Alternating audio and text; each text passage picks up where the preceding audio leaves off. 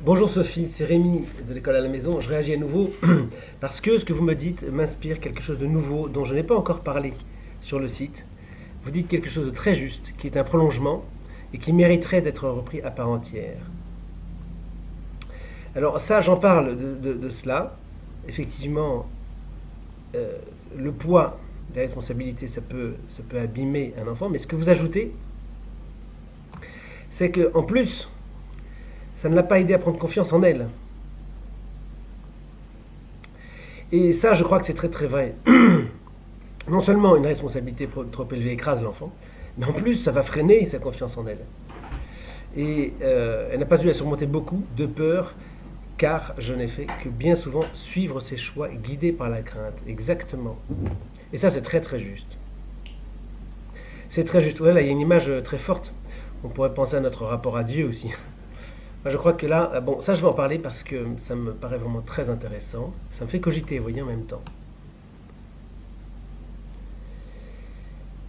Euh, les choix guidés par la crainte, hein, ça c'est vraiment, c'est fort comme expression. Et forcément, dans la vie, on fait beaucoup de choses comme ça. Et du coup, on s'enfonce, on assume parce qu'on a fait ce choix. Et on ne fait que s'enfoncer. La crainte est vraiment, très souvent je rencontre cette peur dans les témoignages. Et c'est l'adversaire, hein, c'est vraiment l'adversaire. C'est elle, cette peur-là, qui est à part entière un adversaire, qui nous fait faire tant de bêtises. Oui, bien sûr. Et puis alors la discipline, eh ben, voilà. Moi, je ne connais pas de grand maître, quel qu'il soit, homme ou femme, qui ne se soit astreint justement à une grande discipline, un travail, une pratique. Tout passe par la pratique, le travail, la discipline, mais très souvent chez les maîtres, ils n'ont pas eu le sentiment de s'astreindre énormément, sauf au tout début, bien sûr. Au tout début, ils ont eu un maître assez sévère, mais ensuite, c'est devenu naturel. Ils ont pris tellement l'habitude de faire les choses comme ça qu'ils ne se posent même plus la question, ils le font avec plaisir parce que c'est leur truc, c'est leur métier. Ils font ça toute leur vie et pour eux, c'est pas du tout quelque chose qu'ils font sous contrainte. Et je crois que on passe en fait de la contrainte au plaisir par l'habitude. Le grand secret, c'est l'habitude, c'est la pratique. On n'aime rien faire au début en fait. On n'a pas envie de faire la vaisselle, on n'a pas envie de faire de gâteau, on n'a pas envie de faire de voile, pas forcément. On préférait ne rien faire et rester sur la plage peut-être à se dorer au soleil. On n'a pas tellement envie de faire des choses. Et puis en les faisant et en les refaisant, on finit par y prendre goût, on finit par prendre beaucoup plus d'assurance, on a plus d'habileté, on fait mieux les choses. Et à la fin, eh bien, on les fait sans le moindre sentiment de contrainte. Ça, je crois beaucoup. Finalement, si on considère les choses sur une longue période, on s'aperçoit que la période de maîtrise, c'est un peu comme amorcer le moteur, ou la pompe à eau, si vous voulez. C'est le truc de départ, on commence par une discipline, et ensuite, cette discipline devient tellement naturelle qu'elle n'est plus une souffrance. Elle existe, bon, alors, il faudrait dire que la discipline s'est assimilée automatiquement à une souffrance. Je me souviens d'avoir eu une émission de radio comme ça, et je parlais de cette discipline, et il y avait une fondatrice d'école en face de moi, d'école dite libre, qui tout de suite s'est sentie très choquée en disant de la discipline, vous vous rendez compte, on n'en est plus là, etc. En fait, elle ne comprend pas, elle ne connaît pas le sens du mot discipline. Discipline, c'est l'activité du disciple. Et donc, il y a bien une transmission là. Mais bref, la transmission du disciple, c'est pas forcément, la transmission au disciple n'est pas forcément l'objet d'une souffrance. Donc ça l'est effectivement au début, parce qu'une discipline, il faut l'intégrer. Au début, c'est comme cette histoire de pompe amorçante, c'est une période un peu de crise, parce qu'il faut imposer des choses qui ne sont pas automatiques. Et puis ensuite, ça devient naturel. La pompe est amorcée, ça se fait naturellement. Il n'y a plus de souffrance, il y a même du plaisir d'ailleurs, il faut le dire. Parce que les vrais disciples dans les domaines qui les intéressent, c'est une extase qu'ils finissent par atteindre. C'est plus du tout de la souffrance. Donc c'est un renversement complètement de la situation. Il y a dans l'affaire de la discipline un retournement avec une apparence qui se change complètement à terme. Donc il y a quelque chose de caché dans la discipline. Au début, il y a cette apparence de c'est très difficile, c'est de la souffrance, et puis c'est plus notre époque, à quelque chose qui devient mais quelle extase, quel bonheur, je suis ravi d'exercer ma discipline. Si vous demandez à un violoniste de très, très haut niveau, mais il ne peut pas se passer de son violon, il va jouer dès qu'il pourra, parce que c'est un vrai plaisir. C'est pas seulement du plaisir jouissif, c'est pas seulement du plaisir des sens, ça dépasse largement ça, c'est le plaisir d'accomplir son propre être. Et ça, rien ne peut l'équivaloir. Rien. Et donc, c'est une discipline, mais c'est une discipline nouveau visage. Quand on est entré dedans et qu'on sait ce que c'est. Or, de l'extérieur, on ne peut rien voir, on ne peut pas comprendre. On voit quelqu'un qui est heureux, et on sait qu'il se passe quelque chose, mais on ne le ressent pas, on ne sait pas ce qui se passe. D'où l'incompréhension complète de notre société, qui est une société hédoniste, qui ne voit que le plaisir immédiat, qui est incapable d'entrer dans cette sorte de tunnel dont l'ouverture est étroite. Elle n'en est pas capable, elle n'en est plus capable. Là, ça peut évoquer des tas d'images, vous voyez, mais c'est aussi pourquoi cette société est complètement dévirilisée, c'est qu'il n'y a plus cette capacité à entrer dans les choses, à les prendre, à conquérir, à aller au-delà simplement de la simple apparence. On est aujourd'hui dans oh bah oui, bah ça n'a pas l'air de me faire plaisir, donc bah je le fais pas, puis c'est pas cool, puis c'est pas bien, puis on ajoute ensuite une dimension morale pour justifier qu'on le fait pas. C'est toute l'errance de notre société aujourd'hui. Il n'y a plus, malgré tout ce qu'on peut raconter et l'avalanche de communication dans tous les sens, mais il n'y a absolument plus rien. Il n'y a pas de grands mouvements sociaux, il n'y a plus de grands mouvements artistiques, il n'y a plus de grandes conquêtes, il n'y a plus de grands événements, il n'y a que des catastrophes, une succession de choses subies. Et forcément, dès lors qu'on n'est plus l'acteur principal des choses et qu'on ne les prend pas en main, qu'on n'est pas oui, le héros de l'aventure, si je puis dire, c'est-à-dire celui qui fait, qui agit, qui transforme les éléments et les événements, et ben on subit. Donc on est une société qui subit. Et jour après jour, on subit pour payer, ben on crée de l'impôt. C'est la seule solution qu'on ait trouvée. Et puis, il faut penser alors à cette histoire, quand vous dites ça, là, par exemple, tout le départ. Je réalise que j'ai finalement souvent attendu que ma fille me guide dans ce que je devais faire pour elle, plutôt que de la guider moi-même dans ses différents apprentissages. J'ai toujours été entre deux, une forte envie de plus de discipline, un élan semblable à celui des écoles démocratiques, une grande liberté d'action. Je n'avais pas à trouver d'équilibre entre les deux. Oui, voilà, mais c'est justement, il faut bien discerner. Alors nous parlons de l'erreur des écoles démocratiques, en quoi elles partent avec une bonne idée et en quoi elles se rétament complètement dans une erreur qui est celle très classiquement du libéralisme. C'est très très ancien et ça a toujours conduit au même résultat.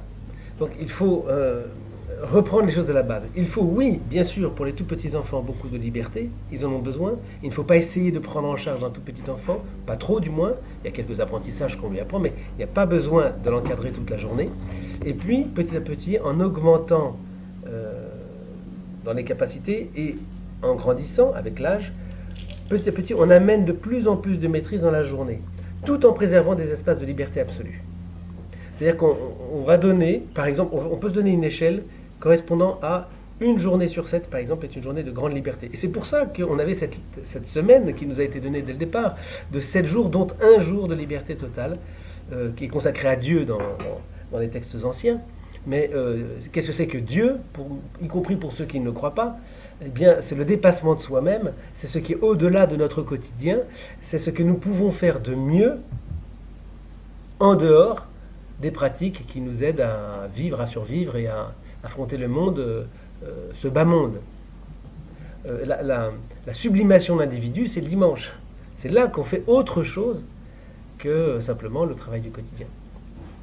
Alors ça, c'est un sujet, évidemment, que je trouve très très intéressant. Au passage, je signale une chose que je dis sur un autre blog, qui est Je crée mon blog pro. Je signale que chez Google, la majeure partie du bénéfice vient d'une journée de liberté laissée aux employés.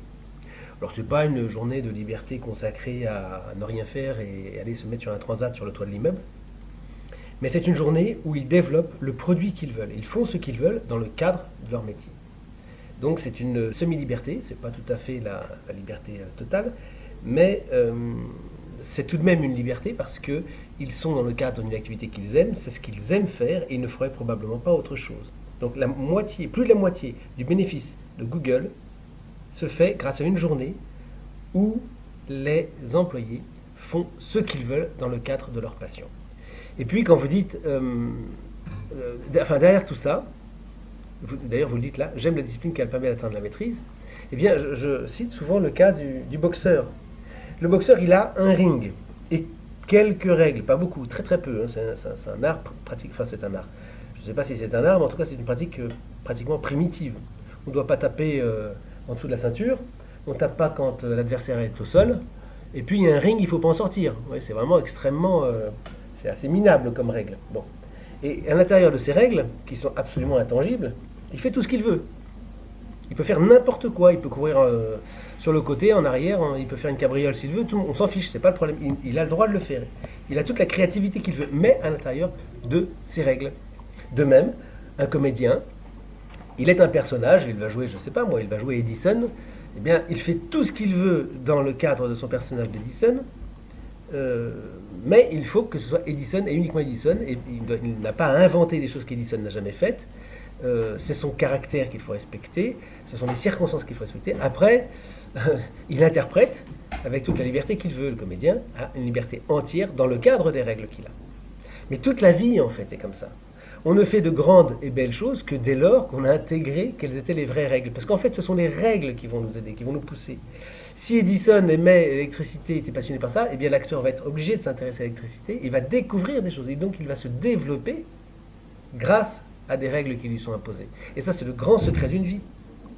On croit, dans les écoles démocratiques, qu'il faut supprimer les règles. Du coup, l'enfant est livré à lui-même, mais je vous assure qu'un être livré à lui-même ne va nulle part. Nulle part. Il ne va loin que dès lors que vous lui donnez des éléments, et en particulier des règles qui lui permettent de voir comment il peut vaincre ces règles précisément, comment est-ce qu'il peut être plus fort. Alors à ce moment-là, on me dira, oui, mais il y a quand même le cas des gens qui se sont retrouvés tout seuls sur une île déserte, et puis ils ont fait des choses fantastiques. Oui, mais précisément parce que les règles qui leur étaient imposées, étaient des règles non dites. C'est que tu es sur une île déserte, tu ne peux pas t'en échapper, il faut que tu trouves les moyens de ta survie. Et c'est pour ça que ces choses leur ayant été imposées, ils ont pu découvrir des choses. Ce qu'ils n'auraient jamais découvert dans leur banlieue de Liverpool, ou en allant au travail le matin sur le périphérique. Donc il y a bien des règles qui ne sont pas forcément des règles énoncées et dites, mais ce sont des règles qui s'imposent d'elles-mêmes et qui amènent l'individu à un dépassement. Au karaté aussi, on a des tas de règles, hein, c'est évident, beaucoup plus élaborées qu'à la boxe. C'est très très très savant. Eh bien, on essaye d'aller au-delà des règles sans les enfreindre.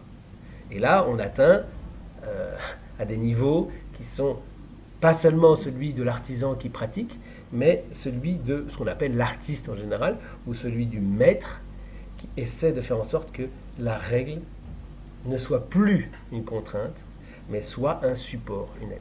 Et à ce stade, évidemment, la plupart du temps, il faut bien mieux rester un artisan que de prétendre à être un maître. C'est toute l'histoire de l'apprenti sorcier. Certains croient pouvoir devenir des maîtres et produisent des catastrophes, parce qu'ils connaissent des secrets, et qui sont beaucoup plus dangereux connaissant ces secrets que s'ils ne les connaissaient pas. C'est pour ça qu'un très bon artisan, 9 fois sur 10, sera toujours meilleur qu'un prétendu maître. Après, c'est l'histoire de l'imposture érigée au rang d'institution dans certaines sociétés, spécialement dans la société occidentale.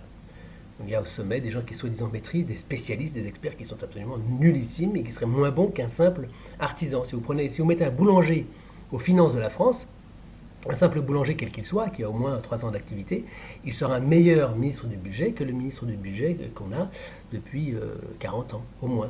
Pourquoi ? Parce qu'il saura, avec un peu de bon sens, faire des choses qui sont d'une simplicité extrême. Moi, je vous assure, je l'ai vu de très très près, je sais ce que c'est que le ministère des Finances. C'est l'absolue nullité, avec la conviction, la persuasion qu'ils sont des experts, ils sont des grands maîtres de la question. Ils ne connaissent rien, parce qu'ils oublient les choses les plus simples. Les plus simples sont, dès le départ, évacuées comme étant des choses à proscrire et sans intérêt. Ils ne s'intéressent qu'à des choses qui sont hyper compliquées, mais ils ont oublié l'essentiel. Ils ont totalement fait table rase de l'essentiel. C'est mal vu, il ne faut même plus en parler, on ne doit plus compter comme ça, on ne doit plus prendre en compte ces critères qui sont des critères de base et que tout maître et que tout artisan n'oublie jamais. Maître véritable. D'ailleurs, un maître véritable n'a jamais renié les règles de base. Ça, on pourra retrouver là l'opposition entre Nouveau Testament et Ancien Testament. Il ne s'agit pas de nier ce qui précède. C'est ce que font les énarques, ils nient ce qui précède. Ils sont dans la nouveauté, soi-disant. Et c'est ce qui ne se fait jamais dans la véritable histoire des hommes, l'histoire authentique. On ne nie jamais ce qui précède. Les règles ne sont jamais niées, mais elles sont transcendées. On va vers une amélioration sur la base des règles de base, tout simplement. Pour ça, c'est un sujet très, très intéressant, et c'est ce qui permet de faire de nous des êtres un petit peu supérieurs au monde animal. J'avais tellement peur de décevoir ma fille et de lui faire du tort. Bien entendu, tout ceci réveille des blessures d'enfance non guéries. Oui, là il y a encore cette peur, vous voyez, j'ai peur de décevoir. Et donc cette peur ne peut être qu'un mauvais guide. Vous voyez, ça aussi, ça m'inspire une autre réflexion. En fait, on peut vivre n'importe quoi avec un enfant, pratiquement tout, et qu'il le vive bien. Et je pense en particulier à ce film merveilleux qui est un très très bon support pédagogique qui s'appelait La Vita è Bella, qui est l'histoire de ce père qui est conduit dans les camps pendant la guerre avec son enfant, son fils. Et pendant toute la guerre, son fils va s'amuser énormément parce que son père lui dit c'est un concours, il y a deux équipes et puis il y a l'équipe des prisonniers et puis l'équipe des gardiens et en fait il fait passer toute l'affaire pour un jeu. Et ce garçon a raconté sa vie, dans ses mémoires, il raconte qu'en aucun cas pour lui les camps ont été des camps affreux, des camps de la mort. C'est le meilleur souvenir de sa vie parce qu'il a vécu ça avec beaucoup d'amusement. Et c'est beaucoup plus tard qu'il a découvert qu'en fait les camps étaient terribles. Mais ça c'est génial, c'est fantastique. Vous pouvez même arriver à faire en sorte qu'un enfant souffre dans ses apprentissages, dans ses performances, dans son challenge. Parfois c'est pas facile, alors il ne faut pas commencer dès le départ avec ça, mais quand vous arrivez à un très bon niveau, c'est pas facile de mémoriser un texte, une grande poésie, c'est pas facile parfois de faire des calculs mentaux, bon. Mais cette souffrance entre guillemets pousse les neurones plus loin, pousse les synapses, ça développe l'activité cérébrale, et donc ça amène l'enfant à des niveaux bien supérieurs. Il n'y a pas d'ailleurs de situation de maîtrise non plus sans des pratiques qui soient parfois douloureuses. Alors, c'est pas une chose qu'il faut aller dire tout de suite, parce qu'évidemment, vous comprenez bien que tous les gens des écoles démocratiques, etc., vont se jeter sur nous en disant oui, vous parlez de souffrance, vous voyez que l'enfant souffre, c'est atroce. Bon, ils ne comprennent rien, évidemment, le discours. Hein, pour eux, c'est totalement inaudible.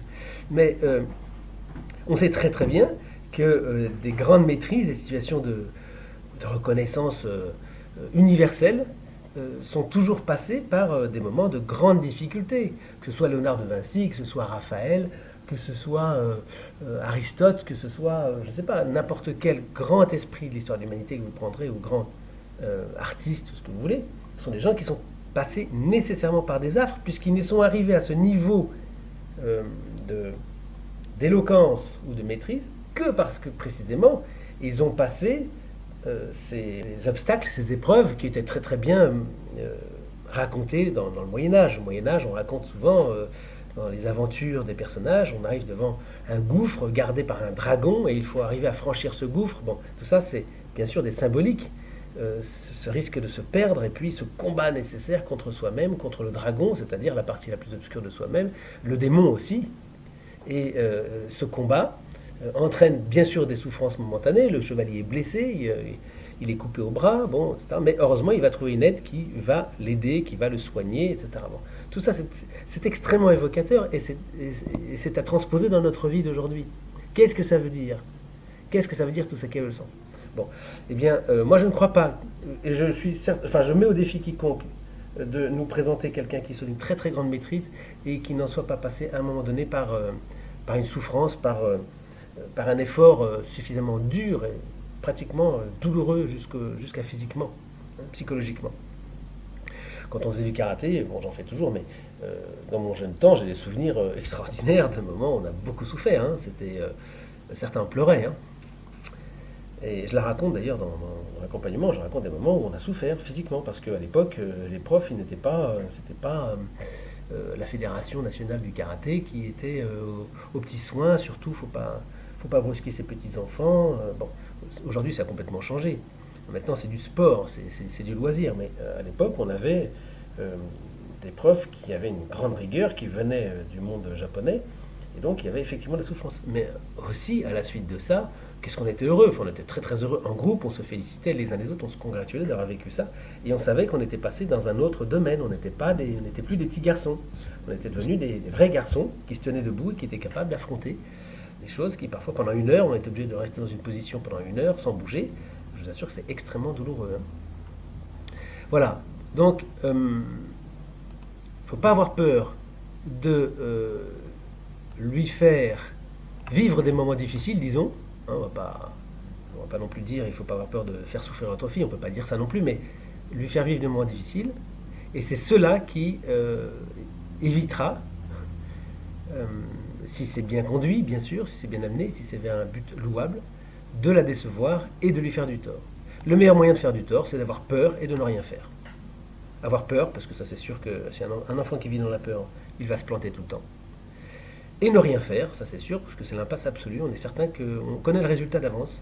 C'est ce que font très largement les écoles démocratiques, elles ne font rien, elles laissent l'enfant faire. Et on sait très bien à quoi ça conduit, parce qu'on a des tas d'exemples d'enfants qui ont 17-18 ans aujourd'hui, qui sont passés par ces écoles, et qui malheureusement, ils ont plus ou moins une créativité hyper développée, parce qu'effectivement, on les a laissés faire tout et n'importe quoi, ils sont beaucoup ennuyés, et donc ils ont développé une espèce de faculté de toucher à tout, mais c'est très pusillanime.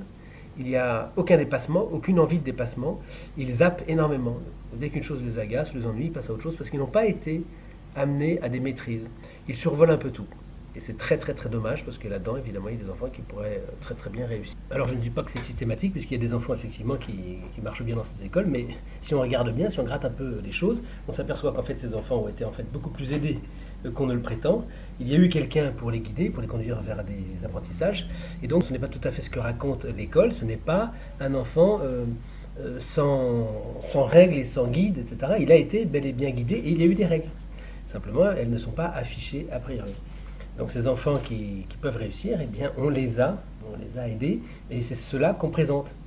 J'en vois plusieurs, d'ailleurs j'ai mis une vidéo sur le site d'un garçon qui raconte son expérience d'école alternative, mais en fait c'est un garçon qui a été énormément pris en main. En fait on fait la même chose, sauf que le décor n'est pas le même, mais c'est toujours la même chose, c'est ce qu'on faisait autrefois dans les très bonnes écoles, et qui marche, hein, c'est aider l'enfant, le guider. Mais en dehors de ces cas, la plupart des enfants de ces écoles ne trouvent pas leur chemin, ils n'y arrivent pas. Donc c'est des enfants qui ne trouvent pas de parcours, qui ne trouvent pas leur vocation. Alors ça, on pourrait ensuite enchaîner sur la question de la vocation, parce qu'en fait, qu'est-ce qu'une vocation? Une vocation, c'est quelque chose qu'on est allé chercher, et qu'on est allé chercher non pas en tant que touriste, mais en tant que vrai personnage en quête. Quelle est ma vocation vraiment? Eh bien ça, on le sait au bout d'un certain temps, après avoir beaucoup cherché, et c'est non seulement l'ensemble des choses que j'aime faire vraiment, et parmi ces choses-là, il y a des choses que je ne sais même pas que j'aimerais les faire dans la vie, donc il faut continuer à aller chercher. Mais c'est aussi des choses à travers lesquelles je suis passé victorieusement, je ne me suis pas cassé la figure, c'est des choses que je sais faire parce que j'ai été éprouvé pour les faire. Et ça, c'est vrai pour tous les êtres humains de la Terre. Et tant qu'on n'a pas été cherché, on ne sait pas quelle est sa propre vocation. Et je pense d'ailleurs dans ce que vous dites, que de votre côté, Sophie, cette vocation n'a pas encore été trouvée. Puisque vous êtes encore dans la crainte de mal faire les choses. Vous ne savez pas en fait très très bien ce que vous devez faire dans votre vie. Et alors ça c'est super parce que ça vous donne l'occasion de partir en quête de votre propre vocation. Et l'école à la maison, ça va être un booster fantastique parce que vous allez voir que vous allez très très vite trouver vos propres limites. Votre enfant va être pour vous le pire scénario imaginable, parce que l'enfant, il n'y a rien de pire, c'est notre alter ego qui nous met devant nos faiblesses bien mieux que tout le reste, bien mieux qu'un tour du monde. C'est extraordinaire pour ça, l'école à la maison. C'est le meilleur stage qu'on puisse faire. Ça, j'en parle pas mal, vous allez voir. L'enfant est le reflet de son parent, en partie, et le parent est le reflet de lui-même par le fait de l'enfant, dans ce miroir qu'est l'enfant. Vous allez vous voir très très vite au bout de vos possibilités. Et donc il va falloir développer, travailler, développer, et vous allez développer, être beaucoup plus forte. Et puis au bout de quelques mois, vous verrez que ça ira beaucoup mieux, parce que vous saurez là où vous n'êtes pas très forte, donc vous éviterez de tomber dans ces pièges-là, et vous allez développer des facultés qui vous permettront de dominer la situation et d'aller en avant vers votre réussite personnelle. Et vous prendrez l'image d'ailleurs du vélo. Le vélo, il se casse la figure quand il s'arrête.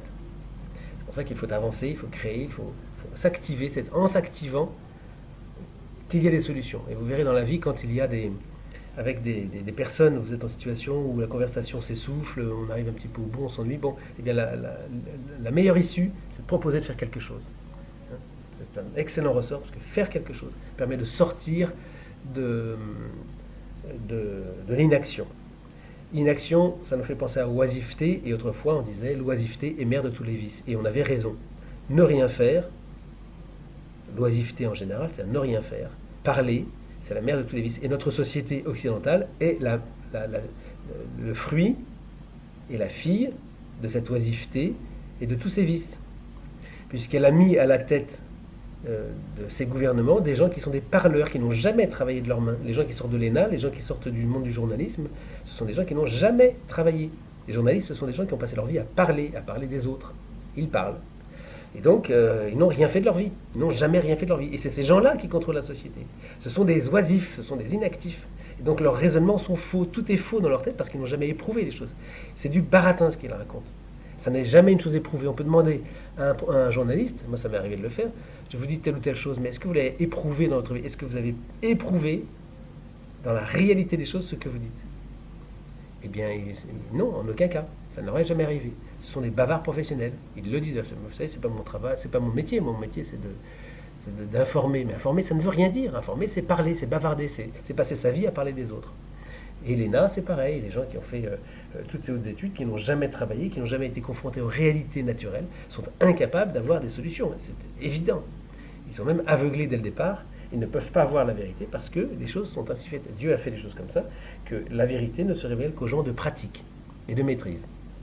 Et le monde ne devrait être gouverné que par des gens qui sont passés par les métiers, par les pratiques, par des maîtrises, et non pas et jamais par des gens qui sont uniquement dans la parole. Et la parole, d'ailleurs, j'ajoute, la parole ne devrait être que sacrée. Et c'est d'ailleurs pour ça que dans les sociétés anciennes, les prêtres n'étaient pas au gouvernement. Ils étaient dans la parole sacrée, qui est extrêmement importante, bien sûr, mais cette parole n'était pas au gouvernement. On a toujours distingué la caste des guerriers, la caste des prêtres et la caste des producteurs marchands. Les guerriers gouvernaient, parce qu'eux, ils étaient dans l'action, ils étaient guidés par une parole qui était juste parce qu'elle était sacrée, et ils étaient soutenus, aidés par un peuple. Le peuple était guidé, il produisait, il était protégé, et il était guidé aussi par la parole. Et le prêtre, lui, avait un intérêt essentiel qui était celui de la population, dont la survie était la première des choses. C'est l'incarnation, c'est la manifestation de Dieu. Donc il s'agit de protéger le peuple et de lui donner, de le guider, de lui donner le sens des choses, et conseiller le gouvernant qui risque à chaque instant la catastrophe. Bon voilà, ça sont des sujets très très vastes et très intéressants. Bon voilà Sophie, à très bientôt. Merci en tout cas pour cet apport et je pense que je vais faire quelque chose prochainement à ce sujet. Voilà, au revoir.